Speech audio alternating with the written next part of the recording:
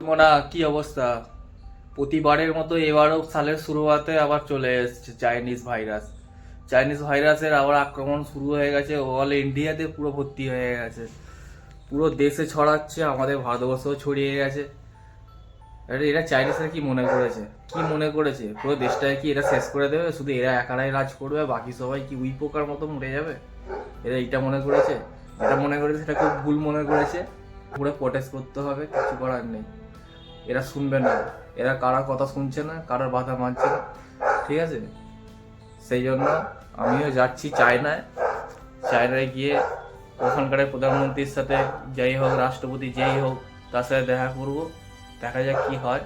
সেই জন্য বেরিয়ে পড়েছি ব্যাগ ফ্যাগ নিয়ে, আসছি চায়নায়। সামনাসামনি এবার দুটো হয়েই যাবে, আর সহ্য হচ্ছে না, আর থাকা যাচ্ছে না। মানুষগুলো কি এইভাবে প্রতিবারে মরে যাবে? মানুষের জীবনের কি কোনো দাম নেই নাকি? হ্যাঁ, না গো, কিছু বলা হয় না বলে নাকি? বকে দেবো, এক্ষুনি বুঝতে পারবে। टेंशन नहीं लेने का अपुन है ना।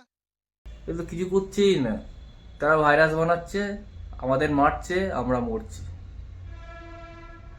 এরকম ভাবে কদিন চলবে, কতদিন চলবে? আমরা আম পাবলিক, আমরা আর থাকতে পারছি না। আর যাচ্ছি, দেখা যাক কি হয়। চলো বাই, সাথে থেকো, চায়নায় দেখা হবে। ওকে।